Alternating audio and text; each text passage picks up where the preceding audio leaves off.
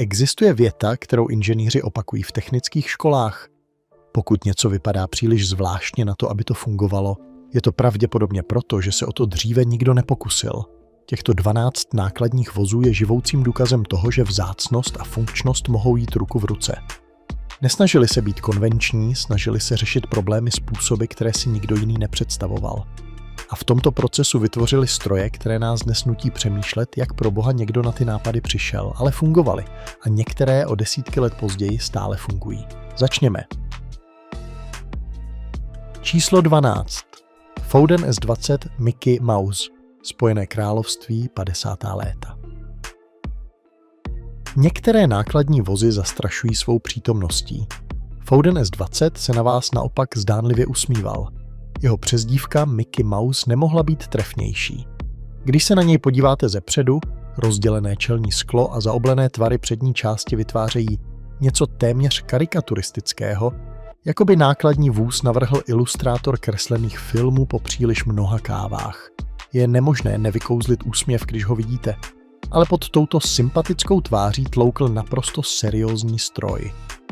V 50. letech, zatímco většina britských výrobců stále používala těžké ocelové kabiny náchylné k rezivění pod věčným deštěm Spojeného království, Fouden vsadil na něco téměř futuristického. Kompozitní konstrukci s vystuženým skleněným vláknem. V té době to byla vesmírná technologie. Lehčí, odolnější vůči korozi a mnohem riskantnější na výrobu. Mnohí si mysleli, že to bude propadák. Nebyl. Pod touto kabinou přátelského vzhledu žil dvoutaktní naftový motor, který nezůstal bez povšimnutí. Neřval jako konvenční motory. Křičel. Měl ostrý, neustálý, téměř kovový zvuk, který byl slyšet na kilometry daleko. Nebyl rychlý, sotva se pohyboval kolem 40 mil za hodinu, ale měl potřebný točivý moment k vlečení těžkých nákladů po úzkých a strmých britských silnicích, aniž by se kdy vzdal. A zde je ta zajímavost. To, co vypadalo jako zvláštní design, téměř naivní, se ukázalo jako překvapivě aerodynamické na svou dobu. Bezděčně, aniž by o to usiloval, pomáhala tato zaoblená tvář rozrážet vítr lépe než mnoho jeho hranatých rivalů. Fouden S20 nejen přežil, stal se ikonou. Je to jeden z těch případů, kdy průmysl riskuje vše a vyhraje. A pokaždé, když se jeden objeví na akci historických vozidel, lidé se kolem něj shlukují. Ne kvůli jeho výkonu, ale kvůli té usměvavé tváři, která jakoby říkala: nejsem nákladní auto, jsem přítel. Číslo 11. ERFKV Clearview, Spojené království, 50. léta. Představte si, že řídíte obrovský nákladní vůz a nevidíte téměř nic. Po desetiletí vytvářela rozdělená čelní skla a plochá okna nebezpečné mrtvé úhly, které měnily manévrování v úzkých ulicích nebo na nakládacích rampách ve skutečný akt víry.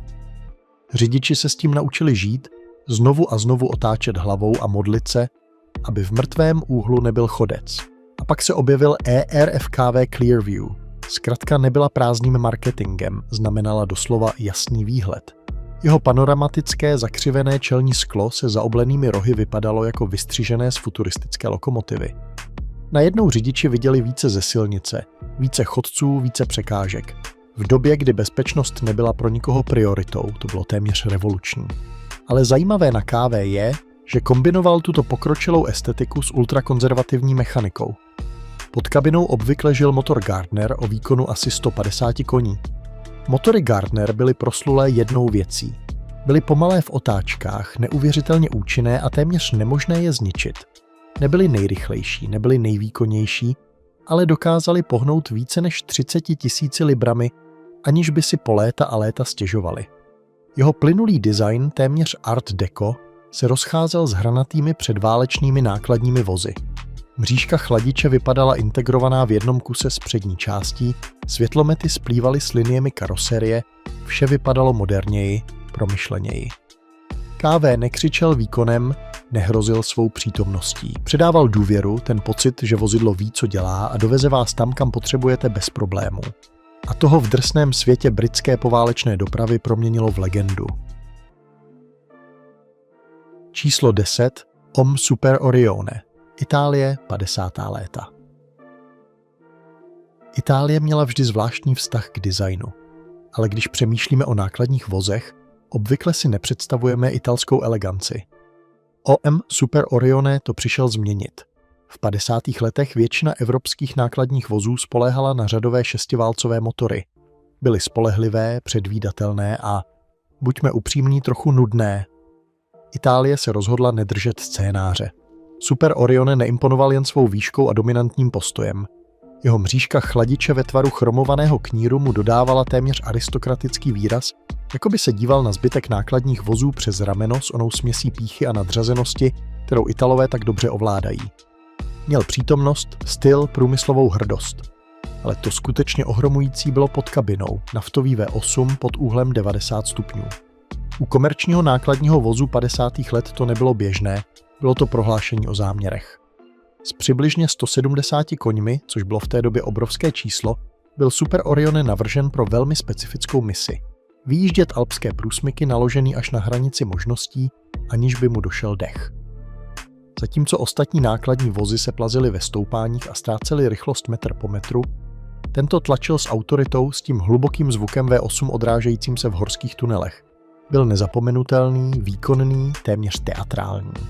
Dokázal utáhnout více než 40 tun a stal se protagonistou tzv. Italských road trains dlouho předtím, než moderní regulace omezily velikosti a hmotnosti. Bylo to inženýrství beze strachu, s onou vášní, kterou Italové vkládají do všeho, co dělají. Super Orione představuje moment, kdy Itálie dokázala, že její mechanický talent se neomezuje na červená sportovní auta. Uměla také stavět pracovní giganty s osobností, byl sofistikovaný, ale brutální, když to bylo potřeba. Číslo 9. Atkinson Borderer, Spojené království, 60. léta. Některé nákladní vozy se snaží být elegantní. Atkinson Borderer se chtěl prosadit.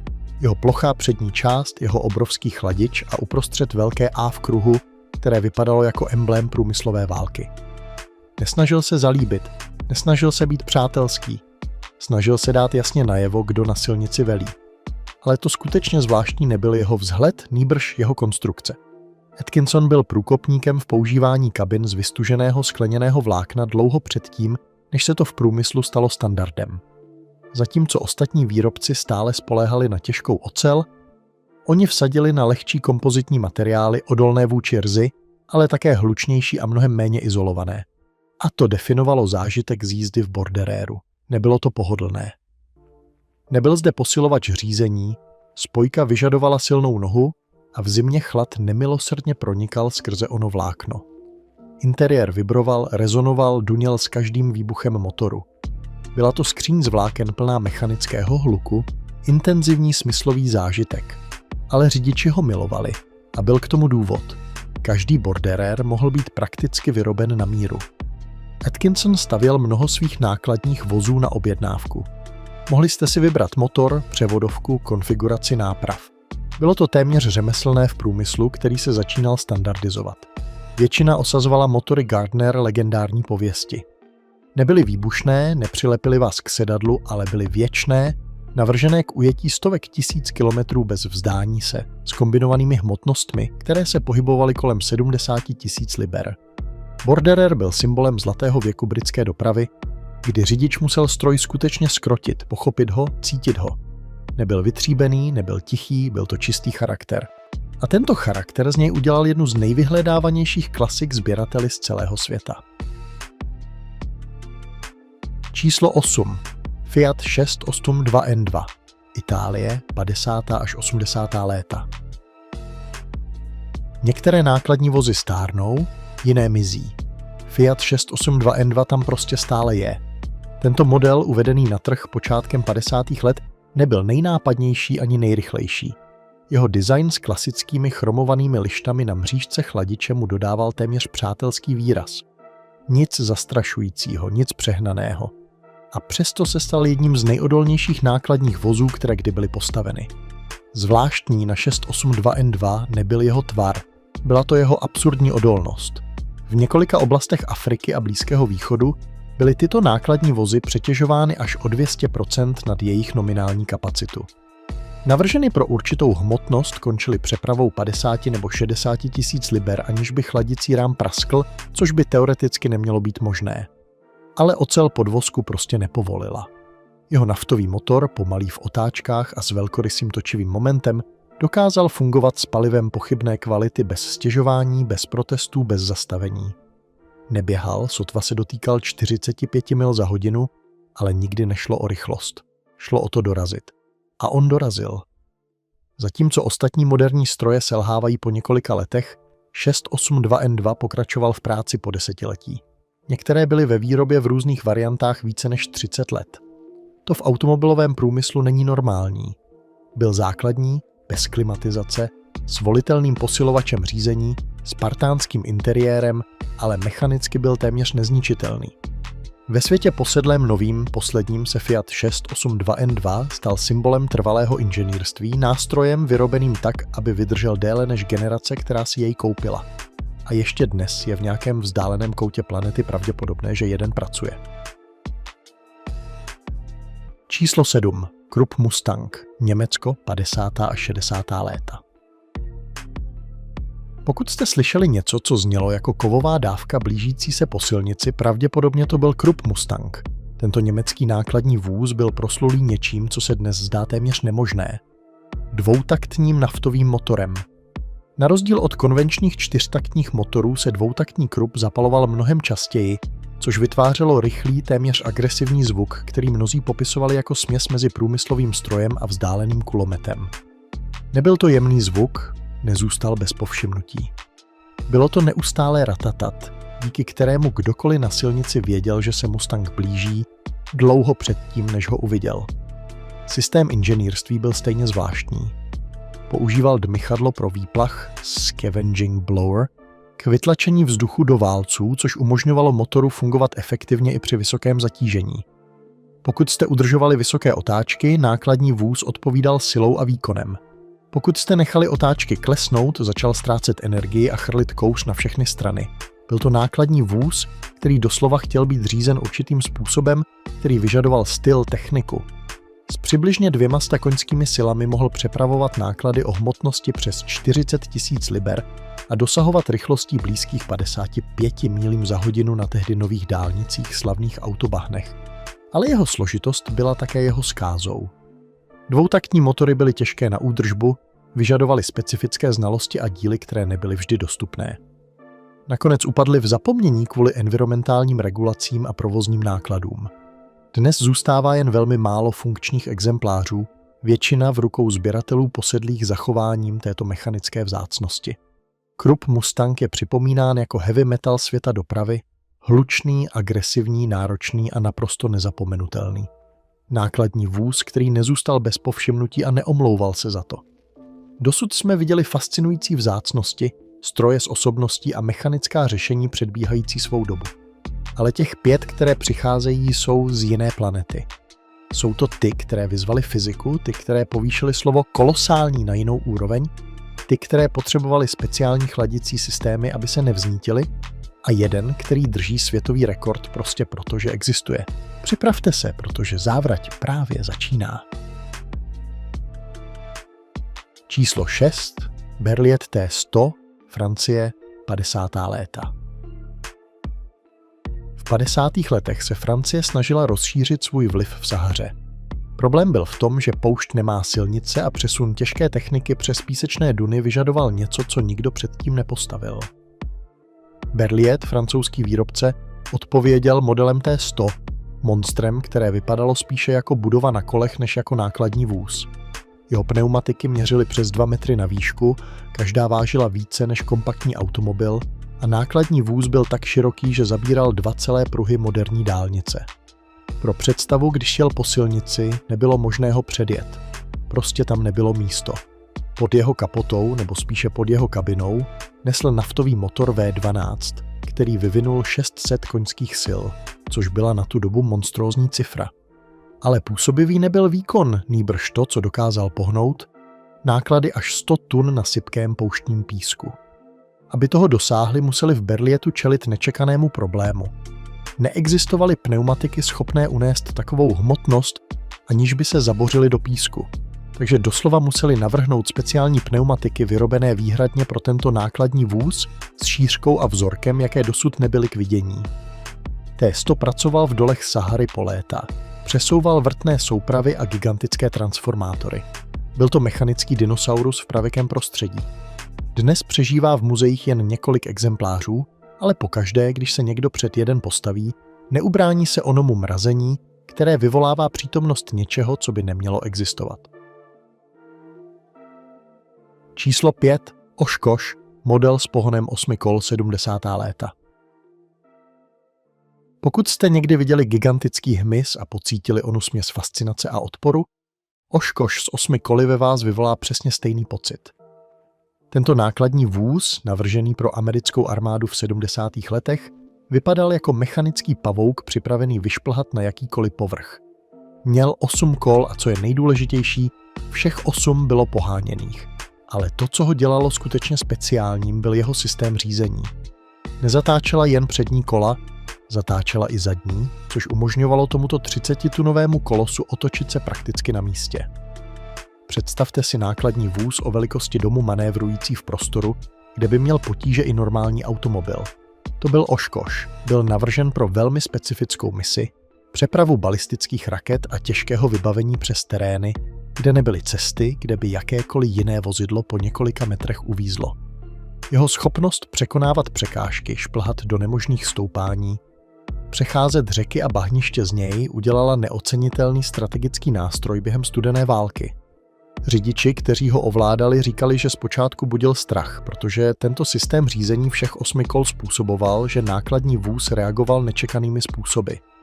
Ale jakmile jste se mu naučili důvěřovat, zjistili jste, že ho můžete vzít na místa, o kterých si žádné jiné vozidlo nemohlo nechat ani zdát. 30-tunový mechanický pavouk, který ještě dnes, o půl století později, vzbuzuje respekt. Číslo 4. Le Tourneau TC497 Overland Train USA 50. léta. Hergé Le Tourneau byl muž s jednou posedlostí – hýbat zemí. Ale nejen tak ledajakou zemí, nýbrž průmyslovým množstvím země. A k tomu navrhoval stroje, které se vymykaly představivosti. Jeho mistrovské dílo TC497 Overland Train nebyl nákladní vůz. Byl to vlak bez kolejí. Měřil 173 metrů na délku, více než letadlová loď. Měl 54 kol, každé o průměru téměř 3 metry. A byl poháněn plynovou turbínou, která generovala elektřinu pro napájení elektromotorů v každém z těchto kol. Myšlenkou bylo vytvořit vozidlo schopné křižovat pouště, tundru a jakýkoliv terén bez nutnosti silnic a dopravovat zásoby do vzdálených míst, kam se konvenční vlaky nedostaly.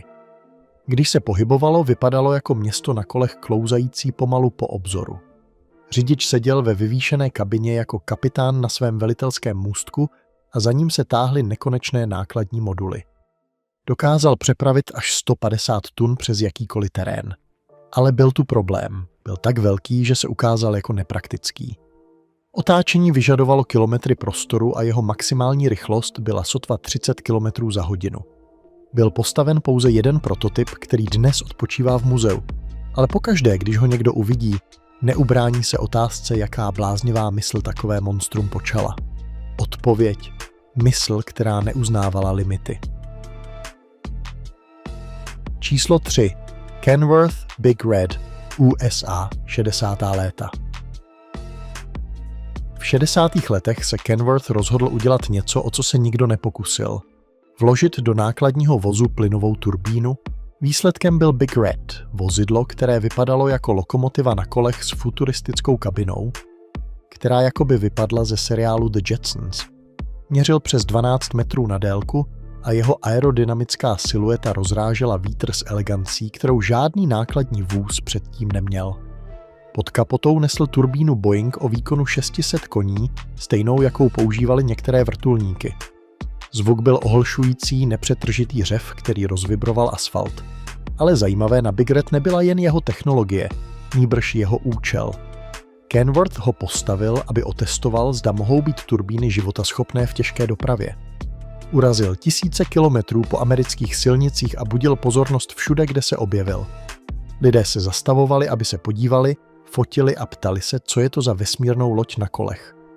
Nakonec se turbíny ukázaly jako příliš neefektivní pro komerční využití, spotřebovávaly palivo, jako by nebylo zítřka. Ale Bickert dokázal, že Kenworth byl ochoten riskovat, snít a stavět věci, které se nikdo jiný neodvážil ani nakreslit. Dnes odpočívá v muzeu, ale jeho vliv je cítit v každém aerodynamickém nákladním voze, který vidíme na silnicích. Byl prvním, kdo dokázal, že nákladní vůz může být i prohlášením o budoucnosti. Číslo 2. Nicolas Tractopmas, Francie, 80. léta až současnost. Toto není jen nákladní vůz, je to hranice toho, čím může být silniční vozidlo, než začne vypadat jako stroj jiné civilizace. Nicolas Tractopmas drží Guinnessův rekord jako největší nákladní vůz na planetě. A když ho vidíte osobně, je těžké uvěřit, že je legální s něčím takovým jezdit. Měří 4,5 metru na výšku, což odpovídá 1,5 patru, 12 metrů na délku, jako 3 rodinná auta v řadě. Jeho motorem je Caterpillar V12, který generuje téměř 1000 koňských sil, ale rychlost nikdy nebyla jeho cílem. Důležitý je točivý moment, ona hrubá síla schopná hýbat horami. Používá konfiguraci 10x10 s 5 poháněnými nápravami, což znamená, že všech 10 kol dostává výkon od motoru. Tomu umožňuje vléct náklady, které mohou dosáhnout 550 tun. Pro představu to odpovídá současnému tažení asi 40 plně naložených městských autobusů z klidového stavu. Když se Tractopmas pohybuje, země se zdánlivě chvěje.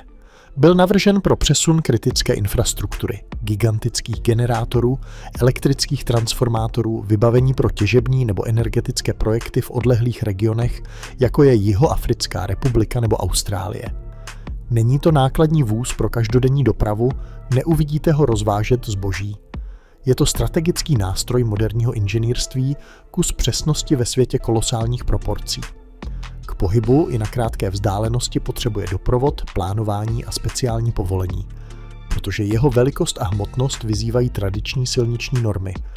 Tractopmas představuje absolutní extrém mechanických ambicí, myšlenku, že s dostatečným výkonem a designem lze pohnout téměř jakoukoliv hmotou. Číslo 1. Král absurdna Hayes HDX, Kanada, 50. až 80. léta.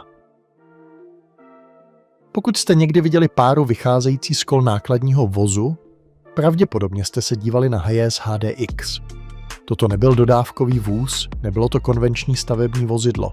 Bylo to monstrum kanadského lesního průmyslu navržené pro jedinou misi. Sjíždět hory naložené obřími kmeny, aniž byste přitom zemřeli. Cesty pro těžbu dřeva v Britské Kolumbii byly a stále jsou jedny z nejnebezpečnějších na planetě. Sklony tak prudké, že se konvenční brzdy prostě přehřívaly a selhávaly. Náklady o hmotnosti 200–300 tisíc liber dřeva tlačící dolů a snažící se proměnit nákladní vůz v nekontrolovaný projektil. Řešení společnosti Hayes bylo stejně jednoduché jako děsivé. Systém brzd chlazených vodou. Nákladní vůz vezl obrovskou nádrž o stovkách litrů, jejímž jediným účelem bylo stříkat vodu na brzdové bubny, aby se zabránilo dosažení kritických teplot. Protože Hayes HDX sjíždějící naložený z hory byl v podstatě potenciální požár v pohybu. Když jste ho viděli sjíždět, mohli jste si všimnout páry vycházející z kol, jako by stroj dýchal, jako mechanický drak vydechující svůj dech. Jeho struktura byla brutalistní, hranatá, těžká, postavená bez ústupku estetice. Ložná plocha mohla měřit až 14 stop na šířku, aby udržela ty největší kmeny. Jeho výška byla zastrašující, jeho přítomnost ohromující. Byl to gigant navržený pro prostředí, kde chyba znamenala pád z útesu, kde životy řidičů závisely na tom, aby tyto chlazené brzdy fungovaly každou sekundu každého sjezdu. A neuvěřitelné je, že mnoho těchto nákladních vozů v lesích pracuje dodnes. Ne proto, že by byly moderní, ne proto, že by měly nejnovější technologie, ale proto, že jsou příliš odolné, než aby byly vyřazeny. Postaveny v době, kdy inženýrství hledalo něco jednoduššího, ale mnohem odvážnějšího, Hayes HDX tam stále jsou, vzdorují času, horám i gravitaci. Protože tyto nákladní vozy nakonec nepřepravovaly jen dřevo, přepravovali lidskou posedlost posouvat hranice možného. A proto je bez jakýchkoliv pochyb Hayes HDX nespochybnitelným králem nejvzácnějších historických nákladních vozů, které kdy byly postaveny. Od nákladního vozu, který se zdánlivě usmíval svou tváří Mickey's Mouse, přes vlak s 54 koly, který křižoval pouště jako jedoucí město, až po toto kanadské monstrum, které sjíždělo hory a vypouštělo páru jako drak ze severské mytologie. Všechna tato vozidla mají něco společného. Někdo se odvážil myslet jinak. Byly to pojízdné experimenty, bláznivé nápady, které někdo vytáhl z rýsovacího prkna a postavil na kola, i když si všichni ostatní mysleli, že se zbláznil. Některé komerčně selhaly, jiné změnily průmysl, aniž by si toho ve své době někdo všiml, a několik by jich dnes bylo nemožné homologovat z bezpečnostních důvodů, které v době jejich stavby ani neexistovaly. Ale historie dopravy se neposouvá kupředu jen rozumnými a nudnými návrhy, které opakují již vyzkoušené vzorce. Posouvá se díky inženýrům, kteří se odvážili zeptat, a co když mu dáme 54 kol? Díky snílkům, kteří se podívali nahoru a viděli výzvu, nikoli překážku. Díky geniálním bláznům, kteří podepsali plány, které by kdokoliv jiný roztrhal a hodil do koše.